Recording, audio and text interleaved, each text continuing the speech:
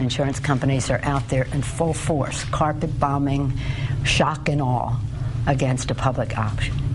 So much so that when you ask people about the plan, they are uncertain about it until you tell them what is in it. For months, top Democrats have hammered the insurance industry for its multi-million-dollar full-court press to stop health care reform. Now, as House Democrats wait on their Senate colleagues to pass a health care reform bill, they are looking on as the centerpiece of reform, the public option, hangs in the balance, thanks largely to the insurance industry opposition.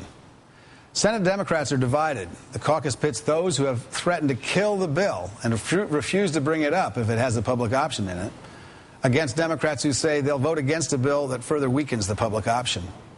So will the public option survive the Senate? And if it does not, what does that mean for its prospects in the House? Joining me now is Democratic Congressman Anthony Weiner of New York. Congressman Weiner, thank you for joining us. Thanks for having me. Appreciate it. So, are liberals in the House willing to kill this bill if it doesn't have a real public option, not a fake public option like a trigger or an opt-in or one of those kinds of things, but a real strong public option? Well, one of the things to keep in mind here is many of us have already compromised a long way. People like me wanted to have a single-payer system, Medicare for all Americans. We compromised to a strong public option for a very small number of people, the people in the exchange.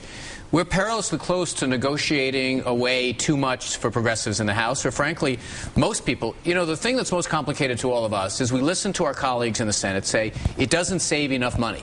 And then the one tool that we have, or one of the tools, the public option, they say we want that out of there too. The problem with these negotiations is we do have a small group of Democrats who are arguing essentially an inconsistent thing. They want lower cost, which the public option can provide, but they don't want the public option. So how did we sink to this incredibly low point in this debate where there's not even any mention of a single-payer system, even though about 50 million Americans are already in a single-payer system? That's called Medicare for people over 65.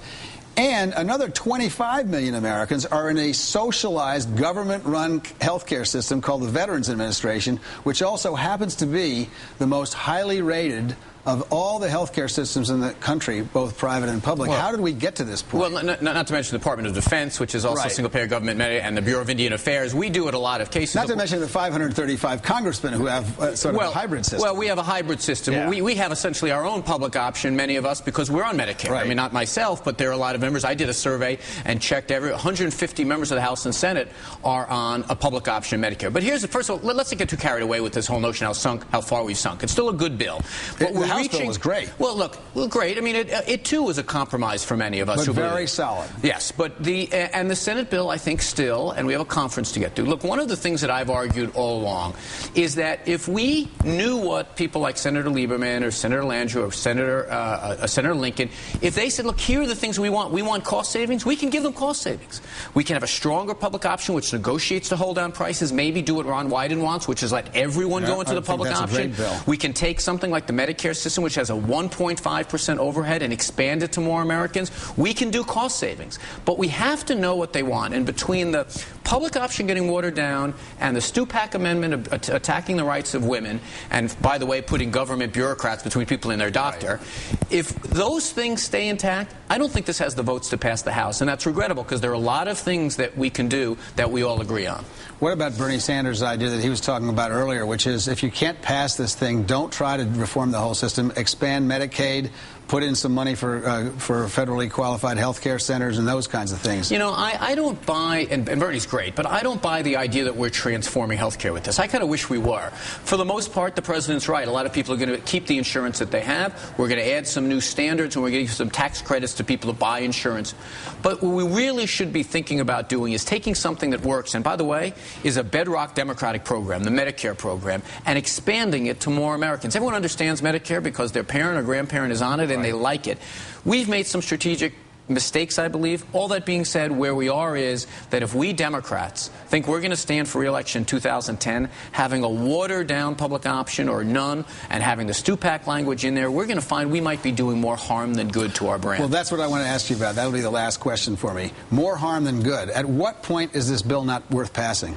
Well, it's interesting. And do you have the votes to make sure that make that stick? It's a good question. I have this website, countdowntohealthcare.com, where I let people kind of weigh in each day. It started out focusing on Republicans. Now it's focusing entirely on Democrats. We have to realize we're getting very close to a point that we were in this summer, where the American people desperately want us to fight back and stand for principle, and we're not doing it.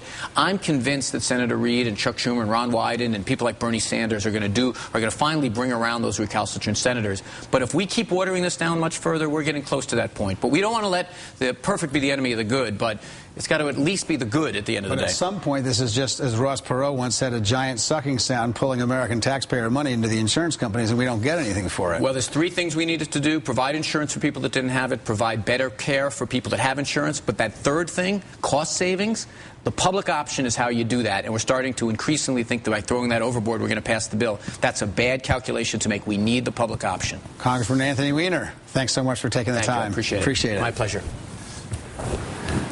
If you want to know more about my view on health care reform, pick up my new book, Howard Dean's Prescription for Real Health Care Reform. You can also get it online through the Progressive Book Club.